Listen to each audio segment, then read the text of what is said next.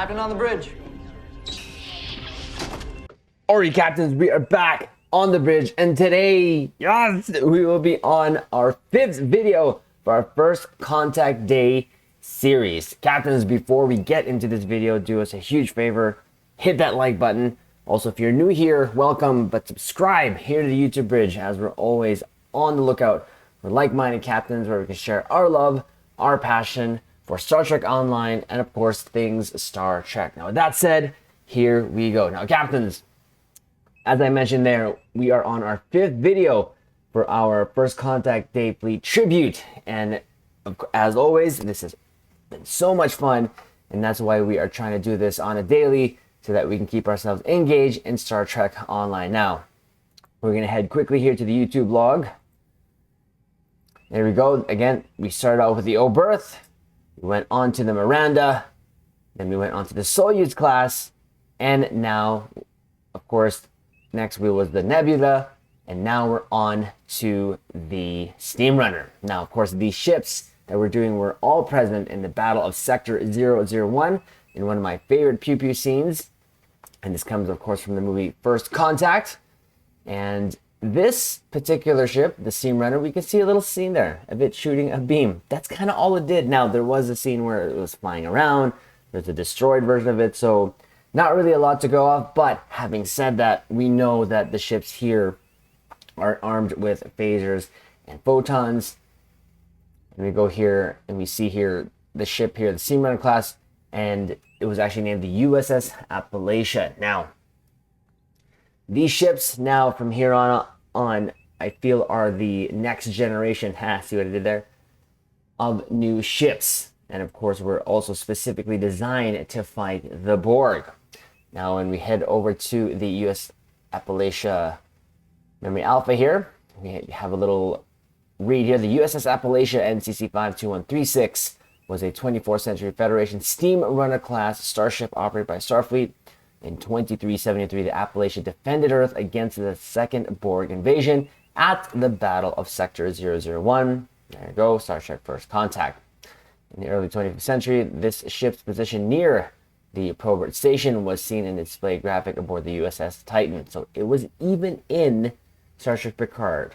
But actually, this was also in Star Trek Picard Season 2 as one of the ships pursuing the La Sirena. So we've seen this ship already on screen a lot. And again, firing photons and torpedoes. Now, when we actually go to the Steam Runner class Memory Alpha, you can even see here, it's right there. The armament there is phasers and photon torpedoes. So nothing too special of the ship. Now, the one thing here I do want to go over here. So go with the design. The Steam Runner class was a somewhat drastic departure from other Starfleet vessels of the era in that it featured a large saucer section and a detached secondary hull. Not completely unlike the design employed in the Oberth class, but was joined at the aft to the ship's nacelles. The nacelles themselves were directly attached to the saucer section by large cowlings, which housed the Bussard collectors. The ship's deflector dish was housed in the rear on the detached secondary hull, while the bridge module was the inset between the Bussard cowlings. So there's that. Now we're going to get into the stow bridge there and actually have a look at the model. Now, I will say this is not one of my favorite designs when it comes to the next generation of the new ships and or the ships that were in Battle Sector 001. But I will say I'm glad I have it in the fleet because it's allowing us to do something like this.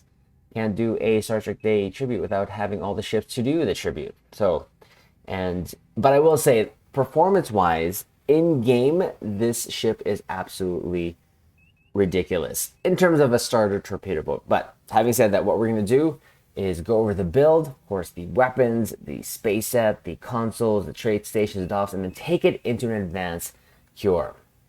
But yes, I even named this one the USS Appalachia after the ship there in First Contact. Yeah, so I didn't really like this design, but again, glad to have it.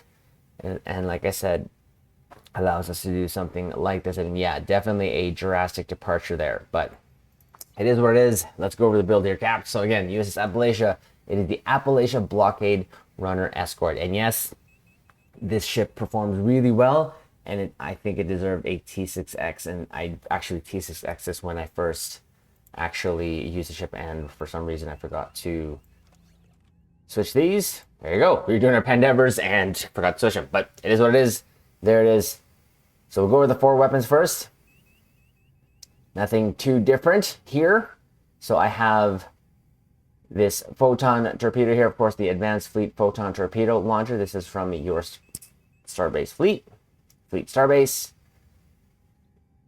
Reroll to crit DM and damage for a photon torpedo, and I've been using it already in the previous builds here for First Contact Day.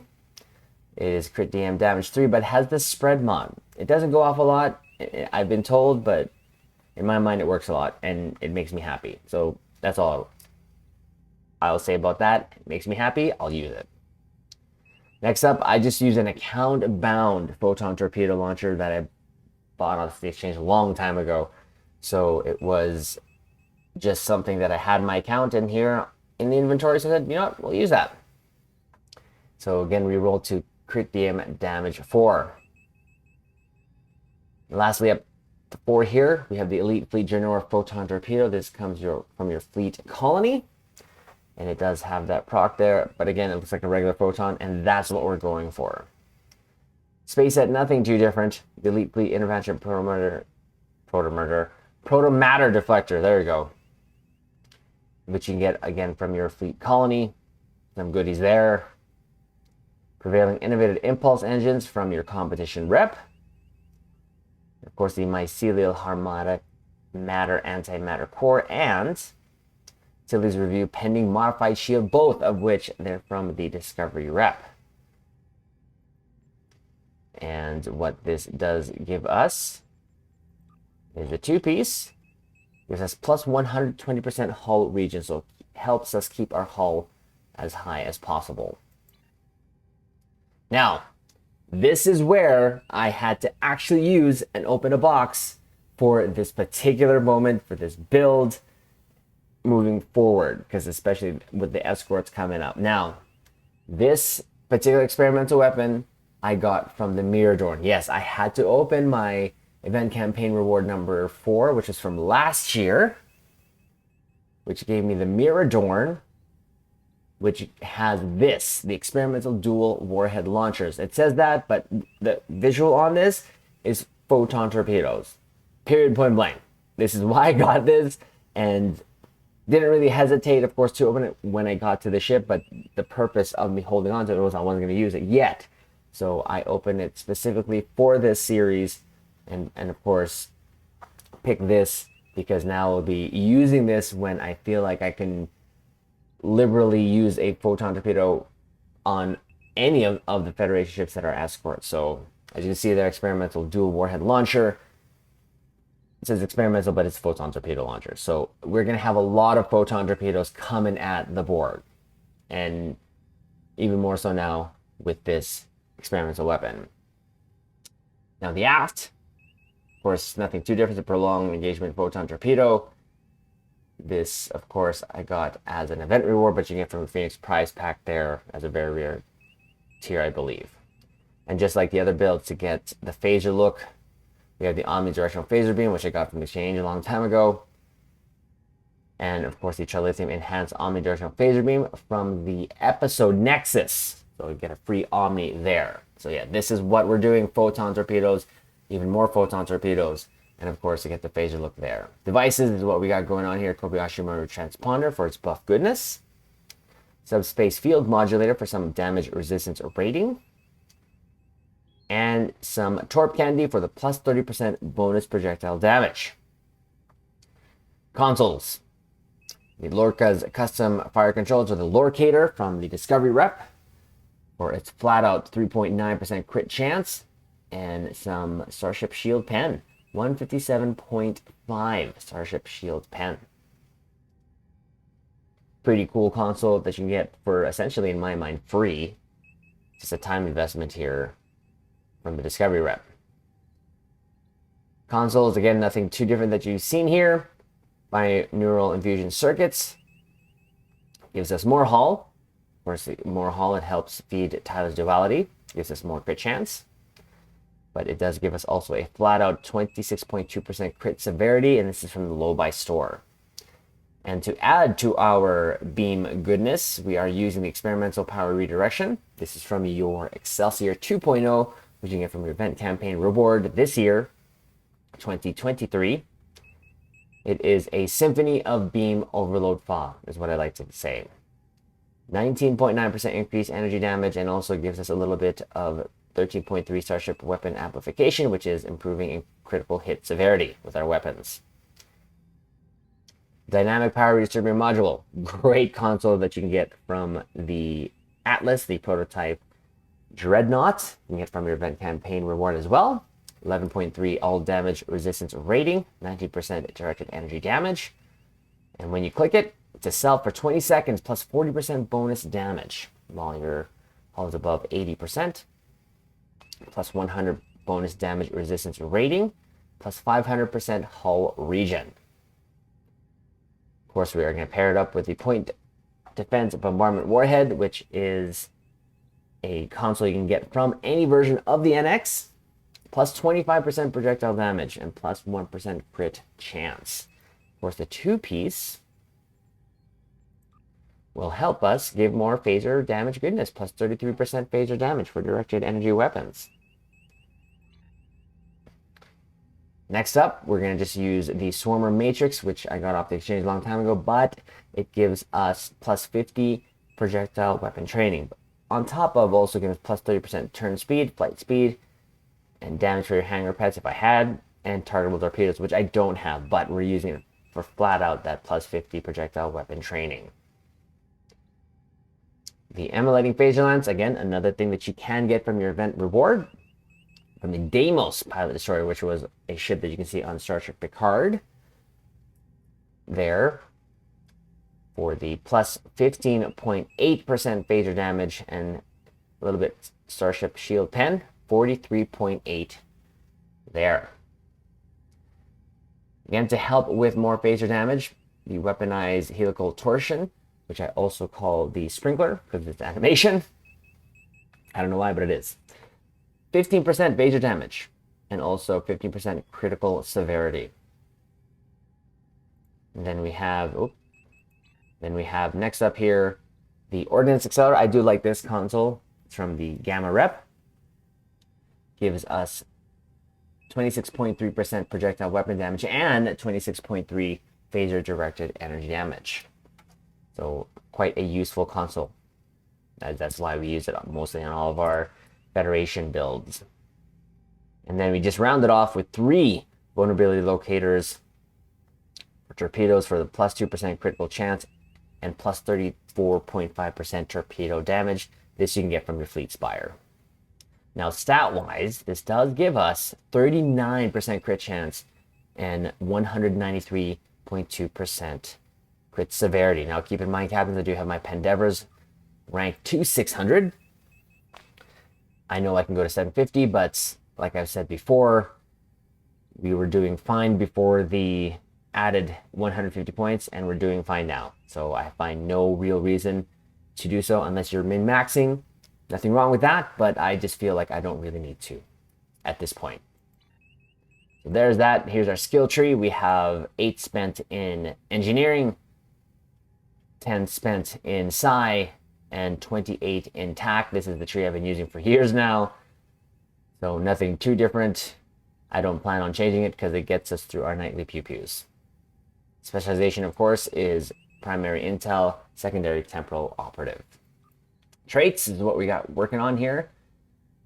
One of my favorite traits, the Assault Formation Theta, when we use Attack Pattern Omega, gives us a high yield. 3, love it.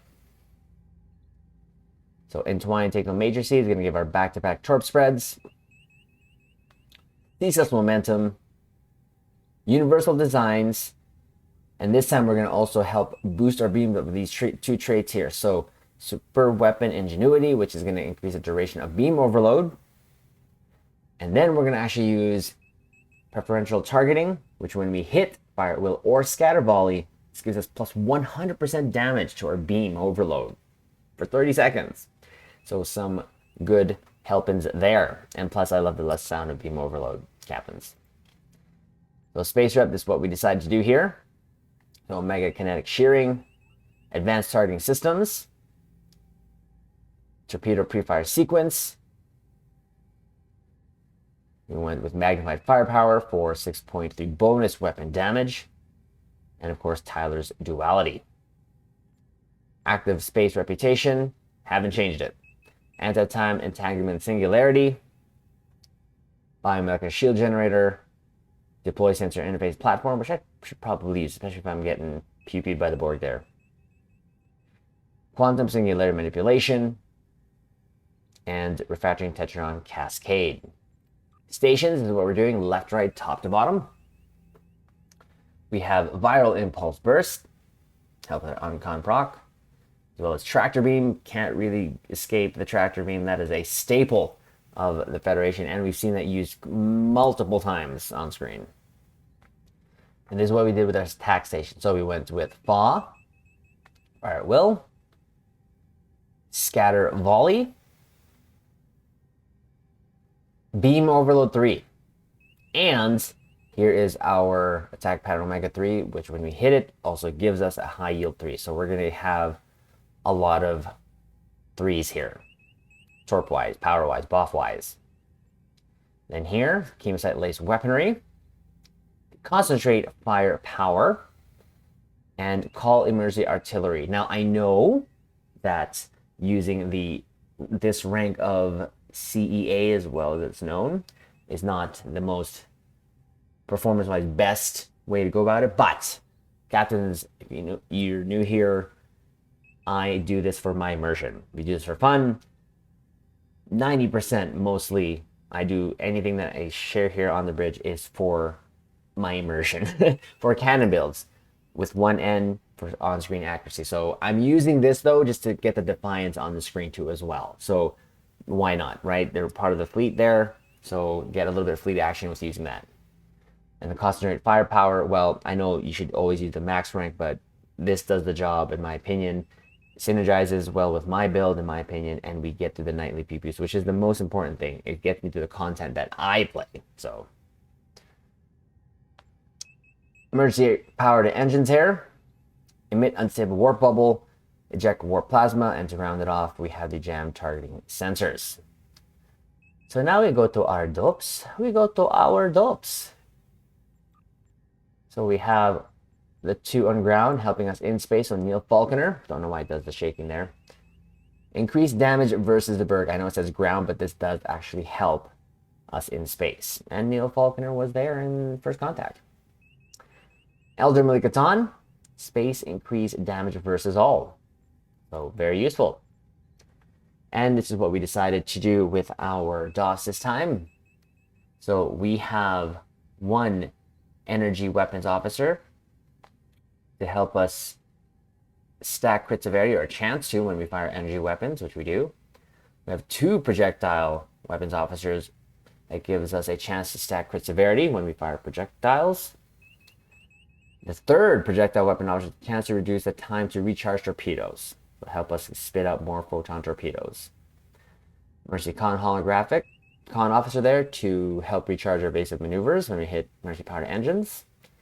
And Dlyrene, space increased damage versus the BERG.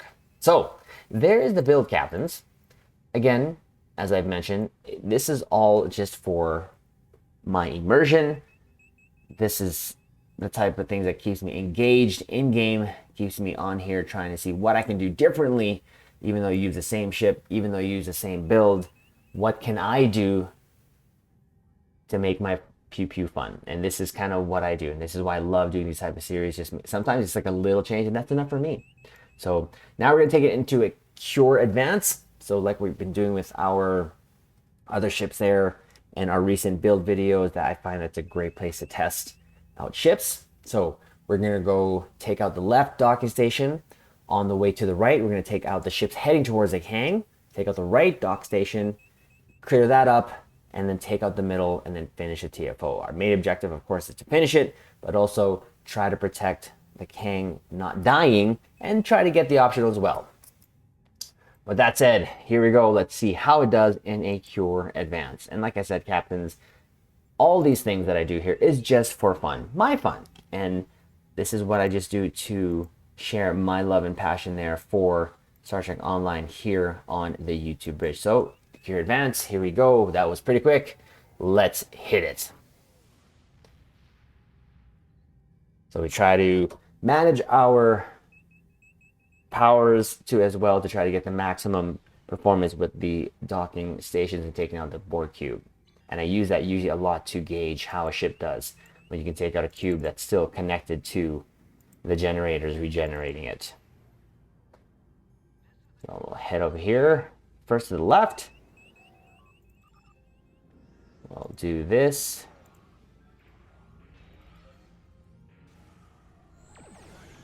Hit that up. Take out the cube just like that. Again, sometimes when you just synergize your build, things just come together. Let's take out that. Best as we can. Get some damage there, but now let's head over here to these ships here. Heading towards the Kang as usual. We may have to come back, but that's okay. And we even got a Pendever reward. It's a very fast ship too, I love it. Get the Defiance there, woohoo! Love it. Get over here. Now our sprinkler power. Not sure if it does anything, but it's doing something. So you can see their photon torpedo goodness. Heading towards the Kang, just making sure we have those two ships there, so we're going to take care of those.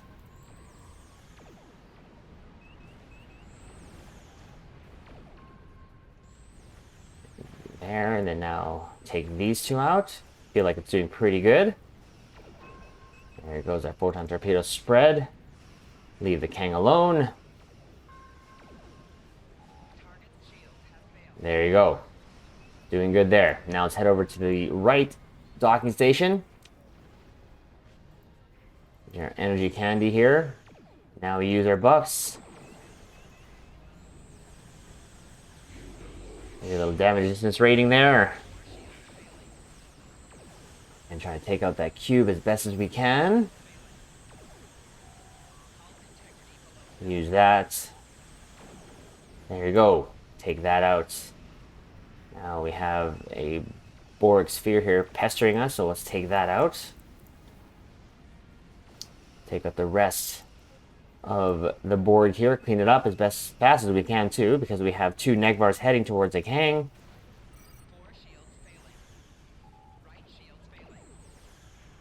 If we have to clean it up, we'll do that later. That's fine. Rather take care of this ship's heading towards a Kang. So yeah, the experimental weapon there, I love it that it gives me the visuals of photon torpedoes. Very canon, with one end, in my opinion. Take care of that. There goes my artillery vessels, my Defiance helping me out here. There you go. Circle around here, take care of this now. Take care of that. That's going to be good. Now, the rest, we're going to concentrate here on this. Torp Candy.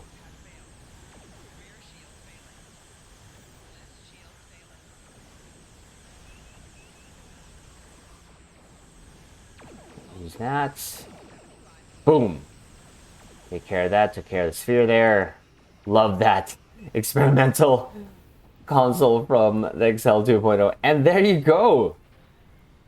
He did very well. And I said before, this ship is a great beginner's torpedo platform. If there's a ship there that I recommend there for torpedoes, this is one of them to get your feet wet. And torpedo builds are my favorite. So we're going to wait here now to take care of last bit of Borg here. Buff up. Use it right now. Put everything we got here.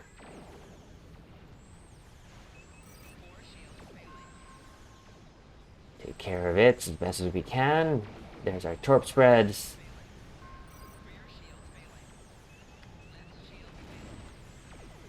We have that taking care of that.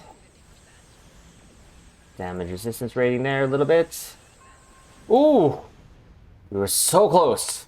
So close! But we took care of the assimilated carrier, the Kang safe, that's fine. One sphere. This is an escort, so escorts have a lower hull, but that's okay. It still performs pretty darn good in my opinion. Now we're just gonna just spit everything we have here on this last sphere. Oh, so close. That's alright. There you go.